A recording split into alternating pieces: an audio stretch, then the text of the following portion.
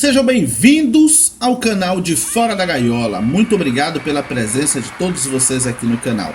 Hoje a gente vai continuar com o nosso curso História da Igreja, que mais uma vez eu repito, não é, digamos assim, ensinado por mim, que sou o dono do canal de Fora da Gaiola. Meu nome é David Darson.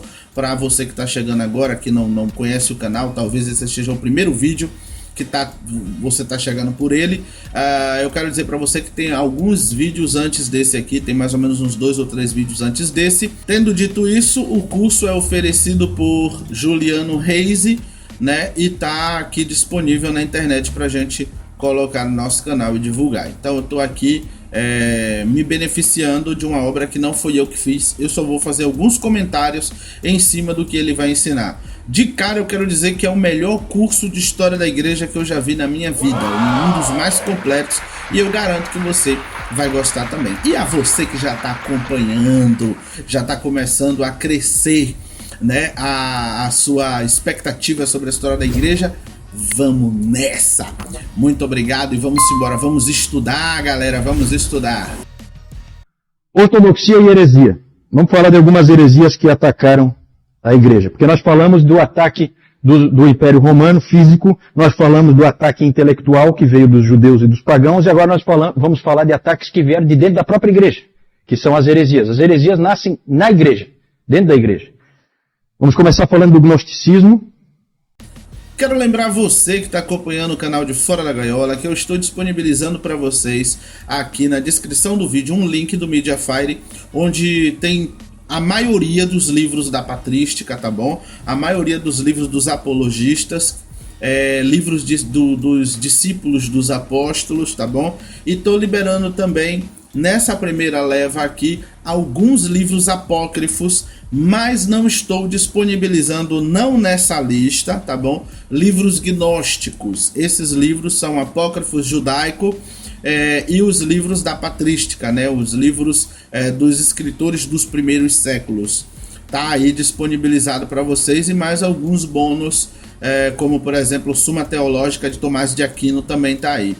Ou seja, apesar do estudo hoje falar do gnosticismo, os livros gnósticos eu ainda não vou disponibilizar nessa lista que está na descrição, tá bom? Quando eu for disponibilizar o livro dos gnósticos, vai ser quando a gente entrar de maneira mais profunda nessa questão gnóstica, beleza? Eu tenho quase todos os livros gnósticos aqui. Tem o Evangelho de Maria Madalena, o Evangelho de Judas Iscariote, de Tomé, o Apocalipse de Adão e Eva, o Apocalipse de Pedro, Atos de Pedro, de Paulo e Tecla, Atos de Tecla e vários outros livros gnósticos aqui pra gente compartilhando com vocês, né? Pra gente estar estudando. Detalhe, eu só vou compartilhar esses livros não que eu acredite neles, tá bom? Eu compartilho eles em termos de conhecimento, de estudo, para que vocês possam ler e tirar a conclusão por conta própria a respeito da obra dos gnósticos, tá bom? Se os crentes do primeiro século e segundo tinham razão ou não de brigar contra o gnosticismo. Eu, a meu ver, acho que tinha. Os gnósticos tinham umas ideias que fogem demais à doutrina cristã, fogem demais ao ensinamento de Jesus Cristo. Inclusive, né, antes dele começar a falar, eu já quero aproveitar a oportunidade de dizer para vocês que minha definição de heresia, né, baseado até em alguns escritos que depois a gente vai comentar, mas a minha definição de heresia é uma verdade misturada com mentiras. O que é heresia? Você pega uma verdade ou uma parte da verdade e mistura nela mentiras. Aquilo se torna uma heresia. Então, o gnosticismo, ele tem uma parte de verdade, ele tem em alguns momentos um discurso coerente, algumas coisas no gnosticismo parecem fazer sentido, mas eles misturam essa verdade ou essa porção da verdade com várias outras mentiras, o que enfraquece a teologia deles e faz com que eles sejam hereges. Antes de entrar no gnosticismo, eu só queria chamar a atenção para essa palavra ortodoxia. A reação e o estabelecimento do que é realmente o cristianismo, do que é a fé cristã, passou a ser chamado de ortodoxia.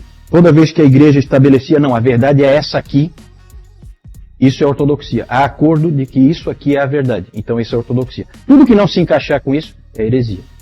Então essa linha teve que ser feita porque começou a ficar extremamente complicada a situação. Nós temos que tentar nos colocar naquela época, nós temos que tentar entrar um pouquinho naquele período, naqueles primeiros 500 anos da história. É totalmente diferente. Você não tem a Bíblia, você tem só o Velho Testamento. O que nós devemos crer a respeito de Cristo? O que nós devemos crer a respeito da Trindade?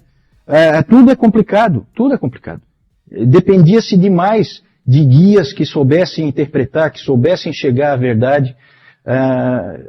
Era uma situação difícil. E alguém disse que o século II e o século III foram uma época de confusão produtiva, essa expressão, confusão produtiva para a igreja. Porque essas heresias, gente, nós vamos ver isso, essas heresias acabaram fazendo com que a igreja se posicionasse em relação a uma série de coisas. A heresia instigou a igreja a fixar a ortodoxia. Porque a igreja estava tranquila, vinha vivendo e tal, e daqui a pouco começa a aparecer um ensino esquisito, depois mais um outro ensino esquisito, e agora? Quem é que está certo? Será que o Marcion está certo? Será que o Montano está certo? Então é complicado. O gnosticismo era uma coisa que havia em todo o Império Romano, na Antiguidade, já aparece no Novo Testamento, né? Gnosticismo dentro da igreja. E sempre foi um problema. Ele era terrível de lidar. Aurênio disse que o gnosticismo é como a hidra mitológica. O que é a hidra? Quem é que sabe o que é a hidra? Como é que era a hidra? A hidra era um ser mitológico, né? Uma serpente com um monte de cabeças. Se você cortasse uma cabeça, o que acontecia? Crescia mais um monte de outras, né? E assim ela ia aumentando. E o Aurênio disse que era assim o gnosticismo. Você vai e ataca ele por um lado, ele sai pelo outro. Porque ele é uma mistura de tudo que é religião, uma confusão danada. E havia um tipo de gnosticismo que era um gnosticismo cristão, ou seja, envolvia Cristo. Existia gnosticismo que não era cristão, mas existia gnosticismo que era cristão. É claro que o gnosticismo, ele sempre é docético. O que é esse palavrão aí, docético? Docetismo é uma doutrina que diz que Jesus Cristo não era um homem. Ele parecia um homem, mas ele não era. E os gnósticos criam realmente que Jesus era um tipo de espírito iluminado, alguma coisa assim, mais ou menos como os espíritas creem hoje, né? O espiritismo eu acho que tem bastante de gnosticismo.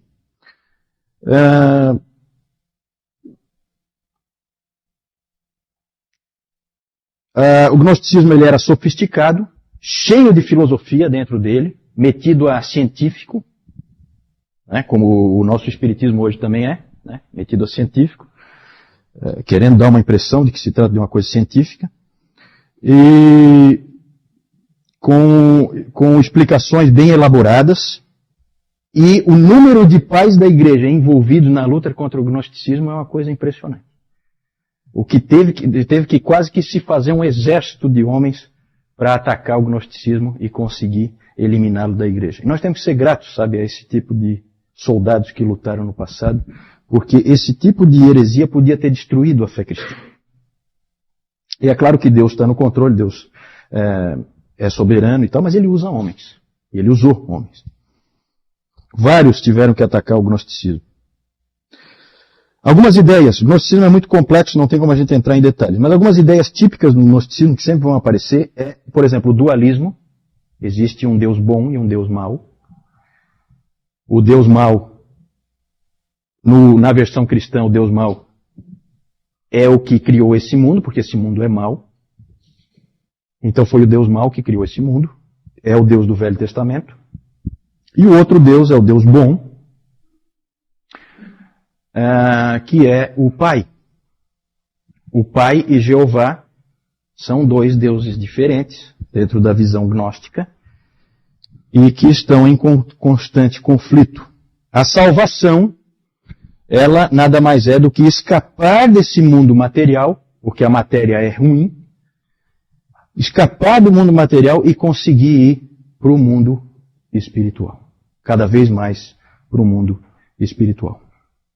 E onde é que entra Jesus nisso aí? Ele é um guia para te levar para esse mundo espiritual. A salvação dele é só nesse sentido, não tem nada a ver com cruz, nada, isso aí tudo está fora, tá? Dentro do gnosticismo. Então é uma heresia bem clara. E é interessante porque o gnosticismo ele apela muito, né? Porque havia todo tipo de esquema. Sabe, essas coisas assim que o ser humano gosta. Certo? Existia um esquema lá que eram 365 níveis que você tinha que galgar de espiritualidade. Porque no gnosticismo você é salvo pelo conhecimento. E conhecimento espiritual. Então havia 365 níveis que você tinha que galgar. Em cada um havia um senhor. Esses níveis são chamados de eons. Havia um senhor e uma palavra-chave que você tinha que usar para superar aquele senhor daquele nível. Para você ir se libertando. Esse tipo de coisa apela, tá, para o ser humano. O ser humano gosta desse tipo de bobagem. Até videogame é assim, né? O pessoal do videogame, né? Não é assim, vários níveis. Aí você tem lá uma palavra-chave que você entra, não sei o que, tá, você consegue ir para outro nível.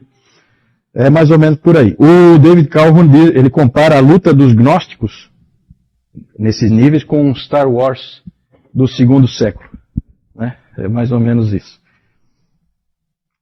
No gnosticismo, como eu já disse, a salvação é pelo conhecimento. Hoje nós temos aí a nova era, que é bem, né, um renascimento, um reavivamento do gnosticismo, com todas as suas facetas.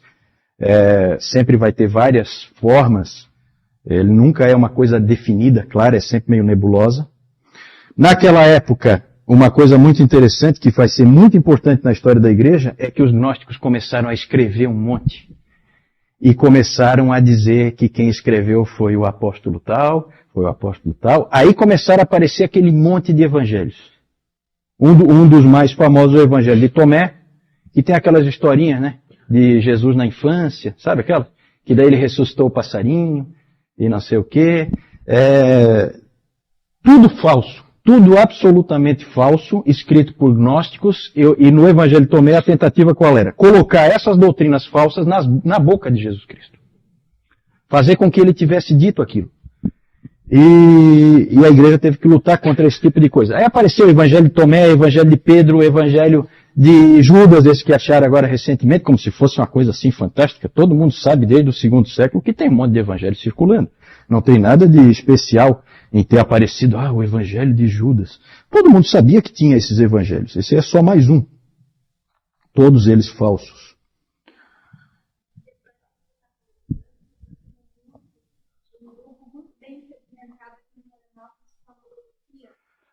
Sim. Na verdade, esse tipo de grupos, logosofia, cientologia, essas coisas assim, tudo é nova era, né? Então tudo vai nesse lado do gnosticismo, do conhecimento de si mesmo, conhecimento dos níveis espirituais e tal. Tem vários gostos aí, né? Você tem vários sabores desse tipo de coisa. O gnosticismo não morreu, mas felizmente ele se separou da igreja, graças a esse trabalho desses homens do passado que trabalharam foram muito aguerridos e fizeram um trabalho muito bom. Bom, eu vou dar uma pausa aqui para fazer um comentário justamente sobre essa questão dos gnósticos e mostrar para vocês, né, ou relembrar vocês de que Paulo já enfrentava esses gnósticos na época dele. Já tinham alguns evangelhos falsos circulando naquela época e graças a Deus o Espírito Santo inspirou Paulo para escrever isso aqui, ó. Abra aí na sua Bíblia, 2 Tessalonicenses capítulo 2, do 1 em diante, diz o seguinte, ó. Ora, irmãos, rogamo-vos pela vinda de nosso Senhor Jesus Cristo e pela nossa reunião com Ele, que não vos movais facilmente do vosso entendimento, nem vos perturbeis, preste bastante atenção, quer por espírito, quer por palavra, quer por epístola, como de nós, como se o dia de Cristo tivesse já perto. Ninguém de maneira nenhuma vos engane, porque não será assim até que antes venha a apostasia e se manifeste o homem do pecado, filho da perdição. Veja só que Paulo fala sobre epístolas que tivessem sido escritas como se fossem deles. Já estava circulando na época do apóstolo Paulo, alguns evangelhos falsos, tá bom? Inclusive eu tenho aqui no meu acervo de livros gnósticos, né, o Evangelho de Paulo, como se Paulo tivesse escrito um evangelho. Eu tenho aqui o Apocalipse de Paulo, como se Paulo tivesse escrito o livro do Apocalipse, né? Como se tivesse um Apocalipse escrito por Paulo. Tem aqui o Apocalipse de Pedro, tem aqui o Apocalipse de Tomé, e por aí vai, de Adão e Eva, o Evangelho de Bartolomeu. E nesses evangelhos, né, nessa enxurrada de escritura gnóstica dita cristã do primeiro, segundo e terceiro século, tem todas essas doutrinas e esses evangelhos estranhos aí que ele estava falando aí. O gnosticismo realmente ele tentou se enraizar na igreja nos primeiros séculos e foi combatido pelos apologistas, né, como por exemplo Irineu de Lyon foi um combatente forte contra o gnosticismo. E o Irineu escreveu Contra as Heresias, que é um livro enorme, eu não consegui ler todo, ele explicando parte por parte, palavra por palavra, derrubando as doutrinas gnósticas, tá bom? Então o gnosticismo foi algo muito nocivo nos primeiros anos da igreja, e eu tenho o acervo, né, desses livros, graças aos pergaminhos de Qumran e etc. a gente tem, e eu vou disponibilizar para vocês em breve, não agora, tá bom? Mas em breve eu vou disponibilizar para vocês. Vamos continuar assistindo aqui as aulas, vamos continuar participando das aulas, vocês não tem nada a perder, tá bom? Eu vou disponibilizar o meu acervo gnóstico para vocês em breve, não é ainda nesse vídeo. Vamos continuar aqui vendo a palestra, tá bom? Vamos passar para o próximo rapidamente, o marcionismo. Márcio? Estou trazendo mais um. E esse é bom, hein?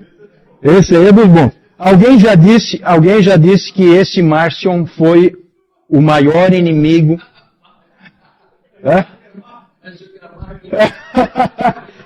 Tá querendo fugir. Não foge não. Vem para minha lista. O marcionismo. Esse Marcion, alguém já disse que foi o maior inimigo individual da igreja em toda a sua história. De dentro, né?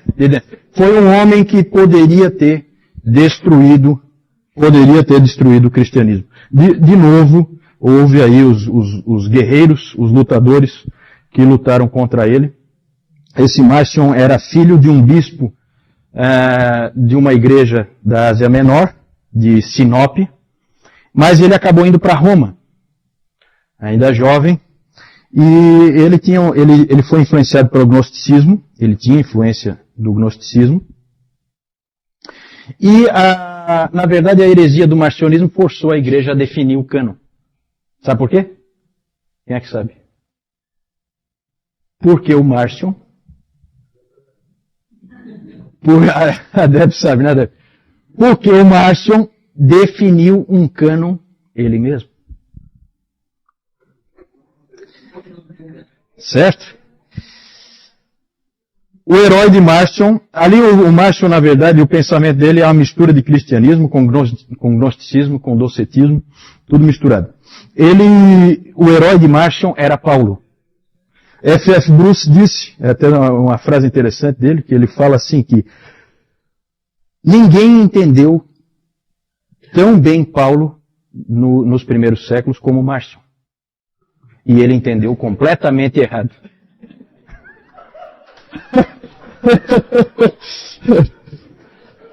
É uma frase dúbia, né?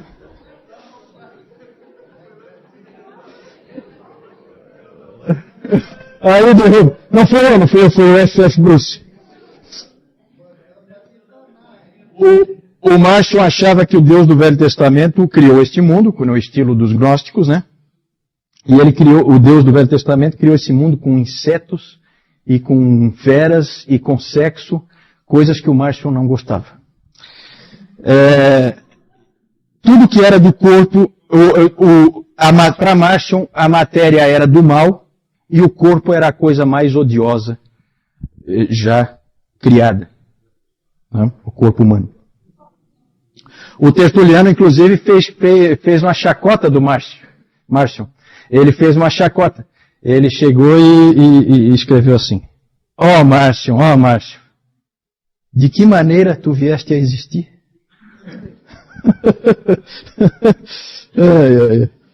É interessante. Os pais da igreja atacaram muito Márcio em suas ideias, eles viam que era um inimigo perigoso.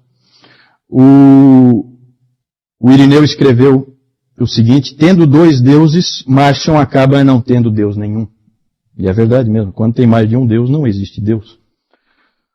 O Policarpo uma vez encontrou pessoalmente com ele, em Roma, e aí o Márcio perguntou para ele assim: você sabe quem eu sou? Aí o Policarpo: sei, você é o primogênito de Satanás. A coisa era nesse nível. Cada homem para sua época, né? Esses pais da igreja pegavam pesado. É interessante que o Márcio, o cânon que eu falei, que ele definiu, o cânon dele só tinha o Evangelho de Lucas e 10 epístolas de Paulo. Só. E isso aí é inspirado, o resto não é.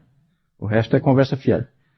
E passa para o próximo slide, que eu quero mostrar uma coisinha ali. Só que o interessante é que o Evangelho de Lucas dele, pode passar o próximo. O Evangelho de Lucas dele era esquisito, porque ele é todo mutilado. Para fazer com que o pensamento do Márcio prevalecesse. Então olha como é que ele faz. Sabe como é que começa o Evangelho de Lucas? Evidente que não tem nada daquela parte do nascimento de Jesus. Genealogia e tal. Por quê? Porque é docético. Jesus não é um homem. Não pode ter pai, não pode ter mãe, nada disso. Então ele tirou tudo. Olha como é que era a coisa. Né? O Newton estava falando que a Bíblia é distorcida e tal. Já foi pior, hein, Newton? Tinha a época em que os caras cortavam os pedaços que queriam. Então, era assim, o Evangelho de Lucas dele começava com Lucas 3:1 e ia para Lucas 4:31, ele juntou os dois. Aí fica assim, no 15º ano do reinado de Tibério César, sendo Pôncio Pilatos governador da Judeia, Herodes tetrarca da Galileia, seu irmão Filipe tetrarca da região da Itureia, e Traconites e Lisânias tetrarca de Abilene, desceu a Cafarnaum, cidade da Galileia, e os ensinava no sábado. Esse desceu é do céu. Sabe? Então naquela época, ele desceu em Cafarnaum. Era assim que começava o Evangelho do Márcio, o Evangelho de Lucas. Então é tudo mutilado, é tudo assim, tá? Ele realmente adaptou a palavra ao seu próprio gosto, como é muito comum fazer, né? É normal esse tipo de coisa até hoje em dia, esse tipo de adaptação da palavra ao gosto da pessoa.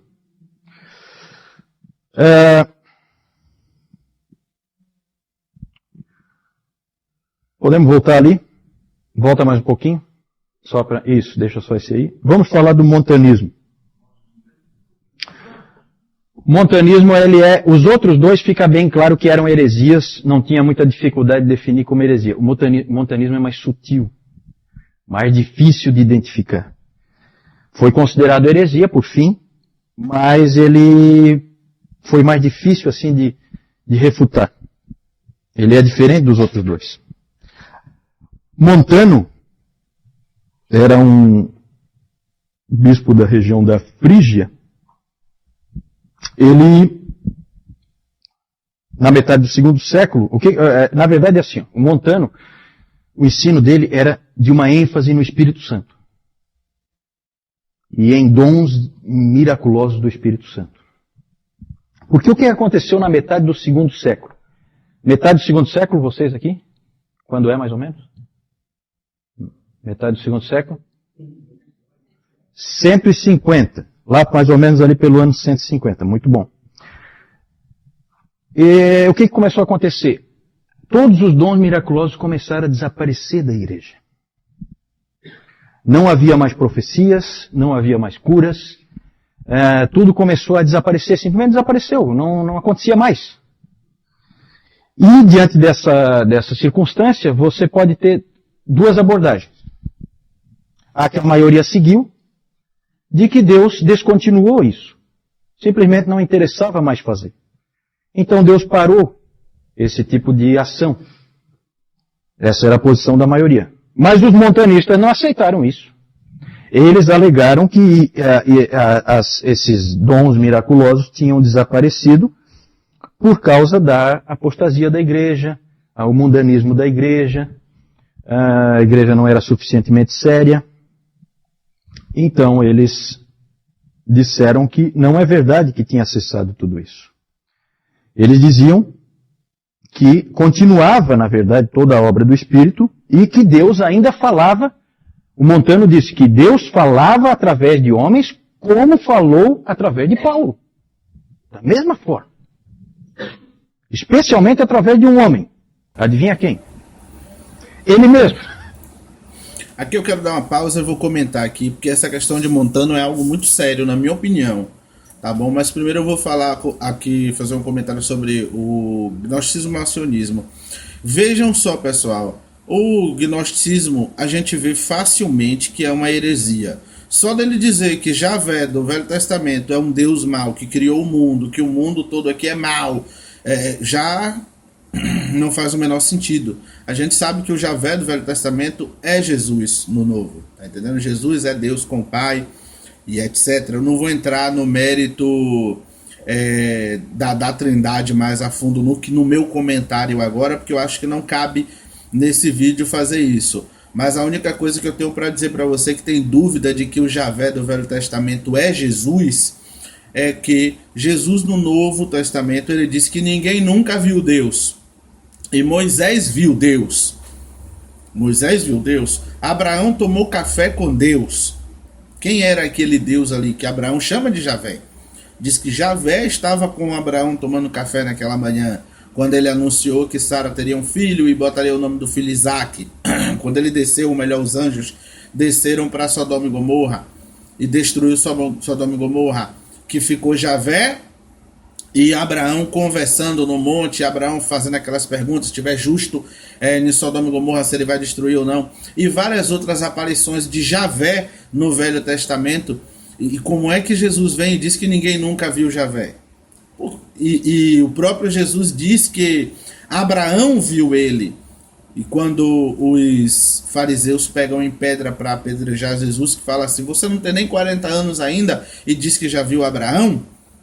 Tá entendendo? O texto tá aí na tela para vocês. Quando eu estiver editando eu vou colocar o texto tá aí, né? Onde Jesus começa a falar que Abraão, quando viu Jesus, ficou maravilhado e glorificou o Pai por isso. E os judeus falam, quando que você viu Abraão? Quando que Abraão viu você se você não tem nem 40 anos? Mostrando que quem tomou café com Abraão naquele dia, no Velho Testamento lá, que diz que é Javé, na verdade foi Jesus.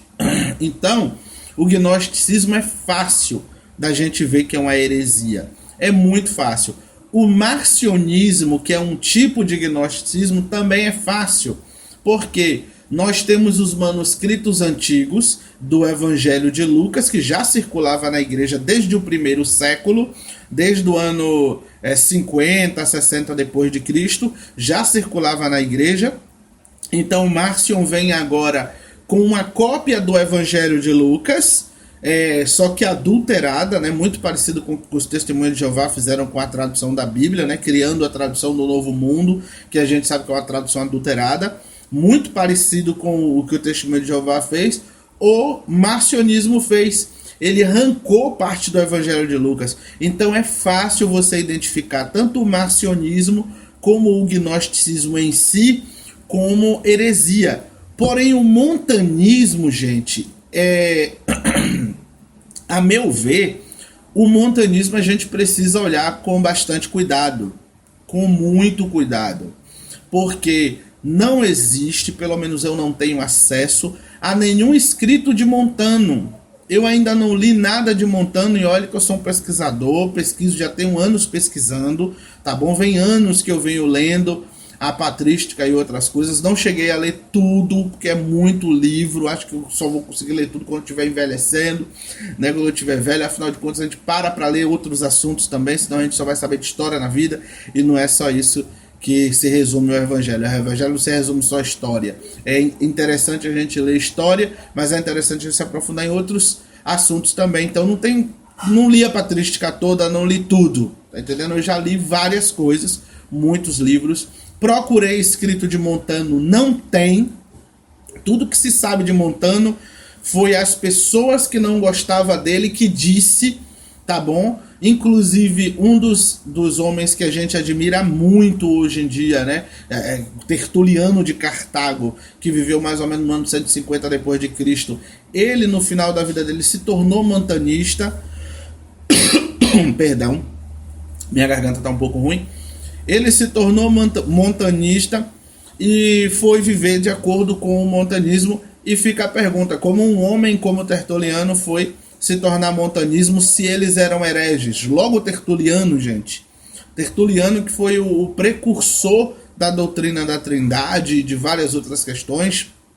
O grande, na minha opinião, o grande Tertuliano de Cartago, que contribuiu bastante para a nossa fé e nossa teologia, né, histórica desde milênios atrás. Ele se tornou montanista, ou seja, se tornou herege no final da vida. Tem coisa errada aí, tem alguma coisa aí que está faltando.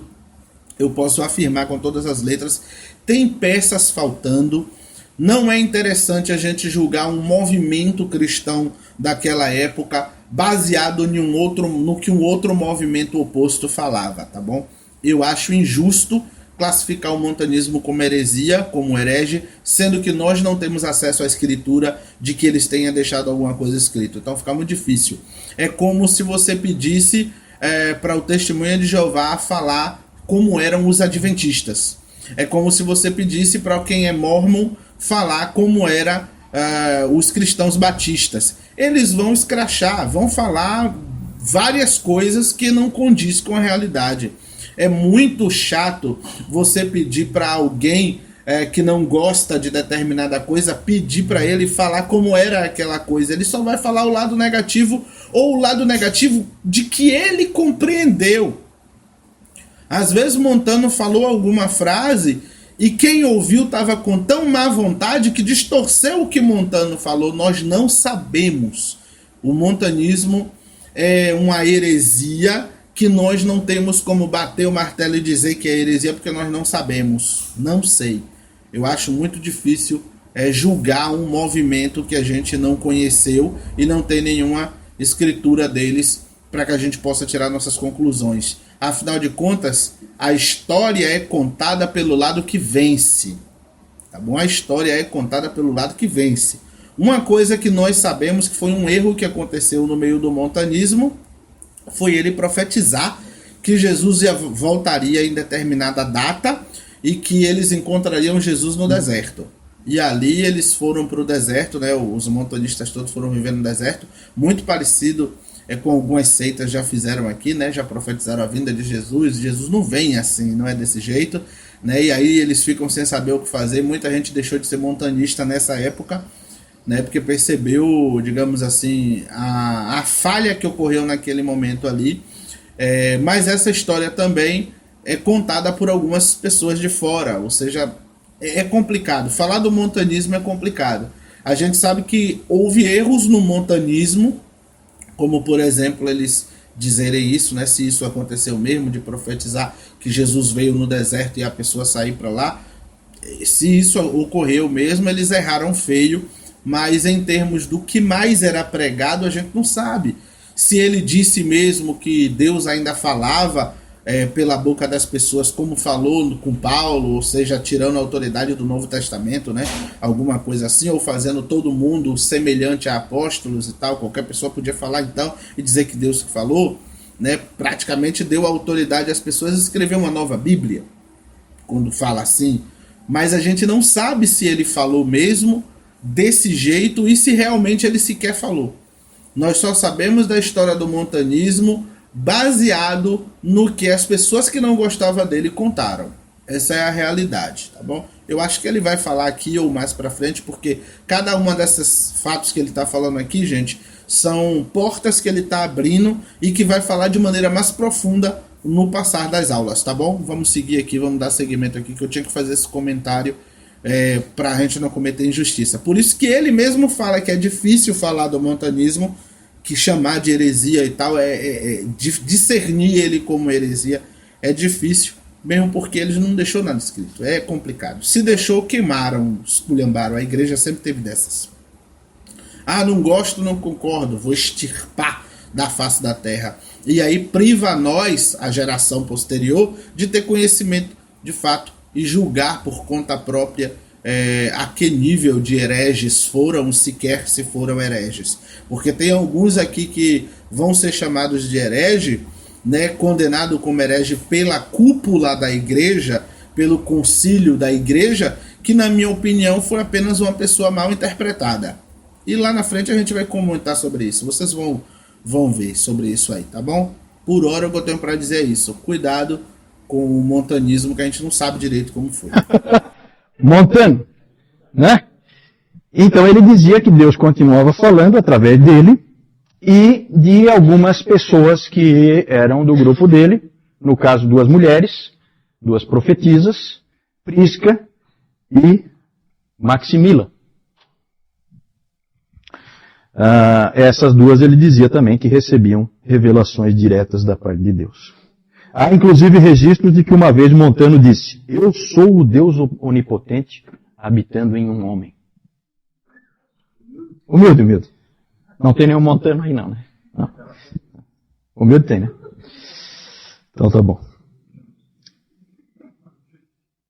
Essa então era uma ênfase muito forte nos dons.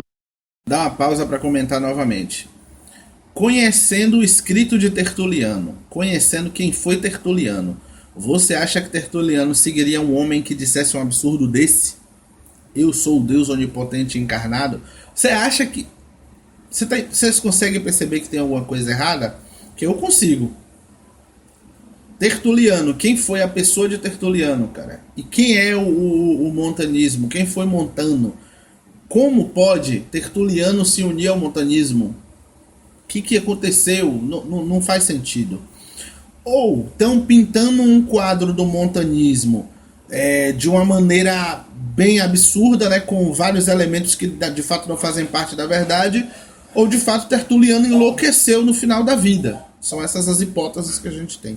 Tá bom? Prestem bastante atenção. Lembrem disso quando a gente for falar de Tertuliano mais à frente, porque ele vai falar de cada um separadamente. Do Espírito, no Espírito Santo, ele dizia inclusive que tinha terminado a era do Filho e que estávamos entrando numa nova era, a era do Espírito. E eles também tinham uma ênfase muito forte no fim dos tempos, na vinda iminente de Cristo. Outra ênfase deles era uma disciplina extremamente rígida. Eles eram extremamente ascéticos. Uma vida assim de privações eles seguiam. E se alguém pecasse no meio deles, nas igrejas montanistas, se alguém pecasse era excluído imediatamente e sem volta. Certo? Então eles tinham assim essa cultura da perfeição. O que deixa todos os estudiosos estupefatos até hoje é o fato de um homem inteligente, extremamente capaz como Tertuliano, ter se encantado por essa heresia aí. É uma coisa que não se entendeu até hoje, né? Então, nos pais da igreja tem alguns assim que não viraram santos. Né? Não viraram santos na igreja romana, nem na igreja ortodoxa. Um deles é o Tertuliano, o outro é o Orígenes. O Tertuliano é considerado pai da igreja, mas ele deu essa... Então, não se sabe direito por que ele... Até hoje não se sabe direito por que ele pendeu para isso. Não se sabe se exagera o que os montanistas realmente eram, ou se ele pegou uma forma modificada, ou alguma coisa assim. Mas ele deve ter se encantado muito por essa parte da disciplina e tal, porque ele era um indivíduo extremamente rígido. Para armar-se contra essas coisas, pode passar aí? Qual era o desafio da ortodoxia, então? Da igreja que ficava firme na verdade. O que ela tinha que fazer diante dessas heresias? Ela tinha que estabelecer com clareza a fé e, ao mesmo tempo, tomando cuidado de manter o mistério, porque também tinha que tomar cuidado para não falar demais, para não dizer coisas que desonrassem a Deus, porque também Deus está no céu e nós estamos aqui na terra, e deve-se ter cuidado na hora de definir as coisas. Eles tinham essa preocupação. E a igreja, então, respondeu de 3 formas diferentes a essas heresias. criando um cânon, estabelecendo um credo e instituindo a figura dos bispos. Certo? Tudo tem uma explicação histórica. Podemos passar? Pode passar essa? João? Eu acho que é só uma. Aqui nós temos alguns símbolos gnósticos aqui. Nós não sabemos o que é que eles representam, né? O que é que significam esses aqui, mas era o que era usado naquela época, tá? E aqui nós temos um retrato falado... o Marcion aqui, né? Uma versão mais brusca do Marcion.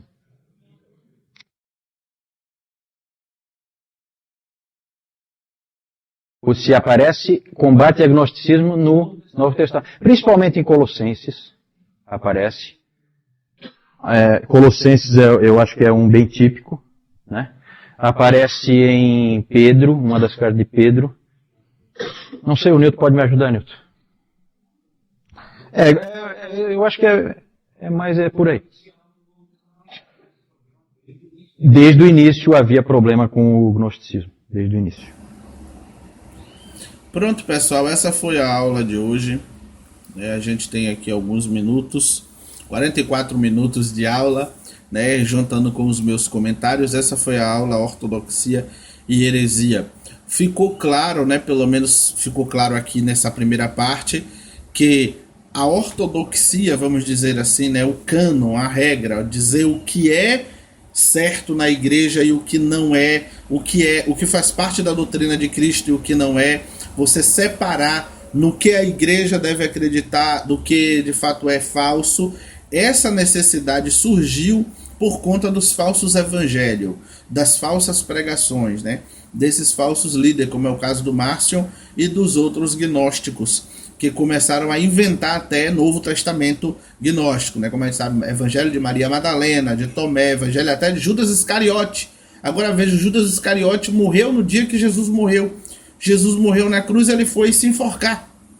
No dia que Cristo morreu, ele morreu também. Que tempo ele teve de escrever evangelho gnóstico nenhum, gente? Evangelho nenhum. Não faz o menor sentido. Não sei como é que as pessoas acreditaram que esse evangelho era de Judas Iscariote. Isso para mim é a pior piada que um gnóstico poderia fazer. Mas o que é que acontece? Existe o evangelho de Judas Iscariotes. Como a igreja ia conseguir fugir dessa heresia? Como que a igreja faria para se livrar desse problema, né? Como que você vai dizer quais são os livros verdadeiros que os apóstolos escreveram? Como você pode afirmar que o livro de Maria Madalena não é Maria Madalena que escreveu? Como você pode afirmar que o Apocalipse de Pedro não foi Pedro que escreveu? Como você pode afirmar que o Evangelho de Bartolomeu, de Filipe, não foram eles que escreveram? Foram gnósticos, foram cópias falsas. E a gente precisa entender que estamos falando aqui do período, né, até o ano 103, tínhamos apóstolo na terra, que João, o apóstolo, morreu no ano 103 depois de Cristo. Mas depois do ano 103 para frente, nós já não temos mais apóstolos para recorrer e perguntar a gente. Vamos perguntar lá para o apóstolo João, manda uma equipe perguntar lá a João e o que ele disser está dito.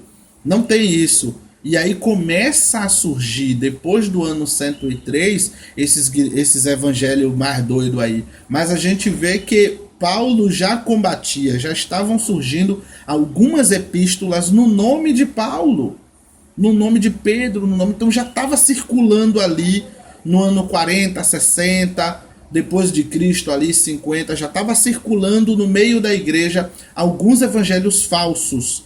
E enquanto os apóstolos estavam na terra, tinha como identificar de maneira rápida. Era só perguntar a eles. Mas depois do ano 103 para frente, a igreja teve que tomar medidas para se proteger desses evangelhos falsos. Qual foi a medida? Bom, como é que eu vou saber que o evangelho de Maria Madalena, ou que o evangelho de Paulo, ou que o evangelho de Marcos, de Lucas, é o evangelho de Marcos e de Lucas mesmo? Como é que eu vou saber que aquela pregação ali está sendo feita por alguém que de fato é sério, por alguém que de fato faz parte da igreja? Como que a gente sabe? Bom, então a gente precisa sentar, né, reunir a igreja séria de Jesus Cristo e a gente vai começar a separar o que é verdadeiro do que é falso.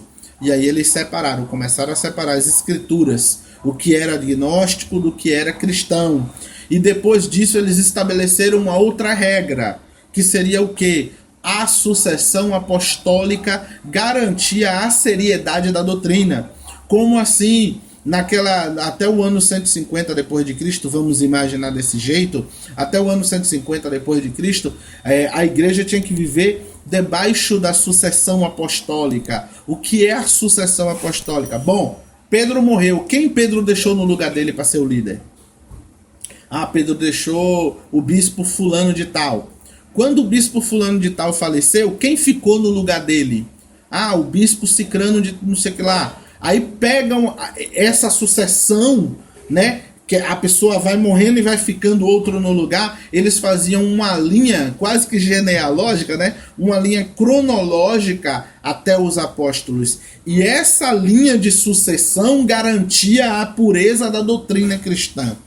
Por isso que a gente vai encontrar na patrística escrito dizendo assim: um culto que não tenha o bispo do lado não é um culto verdadeiro. Um batismo que esteja acontecendo que não tenha o bispo do lado não é um batismo válido. Por que não? Porque você não tem como saber se aquela pessoa ali é um gnóstico, se aquela pessoa que está realizando aquele culto ali é um marcionista, se ele é um nicolaíta, se ele é várias outras seitas e heresias que tinham na igreja primitiva. Surgiram várias, gente. A gente vai comentar aqui conforme o tempo for passando e vocês vão ver que o cenário da igreja primitiva e pós-apostólica era um cenário muito bruto, era um cenário não muito diferente do que a gente tem hoje. E qual era a melhor maneira de manter a seriedade? Ora bolas, se tem um Novo Testamento falso circulando, como que eu vou saber qual é o Novo Testamento verdadeiro? Bom, qual é o Novo Testamento que está na mão dos sucessores dos apóstolos? É tal. Então esses aqui é verdadeiro. E os outros são falsos, a gente rejeita. Então a melhor maneira que a igreja viu naquele período era manter a sucessão apostólica, né? Prestar atenção na sucessão apostólica, quem era o sucessor dos apóstolos e quais eram os evangelhos, os livros, as cartas, as epístolas que esses sucessores disseram que era dos apóstolos. Tá bom? Então esse foi o período. Por isso se instituiu a ortodoxia e a sucessão apostólica. Vamos para a próxima aula, se Deus quiser. Deixa nos comentários se você está gostando, se você está sendo instruído. Se você discorda de alguma coisa que eu esteja falando, pode falar também, tá bom? Nós não estamos aqui para concordar em tudo. Uma das coisas que eu aprendi, que esse curso fez brotar em mim, é essa tolerância religiosa, essa capacidade de entender que nem todos precisam pensar da mesma maneira. Aliás, a própria história da igreja mostra isso, tá bom? Então eu estou aqui aberto para receber críticas também, para receber críticas construtivas, positivas ou negativas para quem quiser. Lembrando que a gente dá aquilo que está no nosso coração para as pessoas, né? Quem só tem malignidade no coração só vai fazer crítica destrutiva e denigrir minha imagem. Mas quem tem o bem no coração vai me ensinar a ser uma pessoa melhor e vai me ensinar a evoluir o pensamento que eu tenho. Tá bom? Um beijo, um abraço a todos vocês. Até a próxima, se Deus quiser.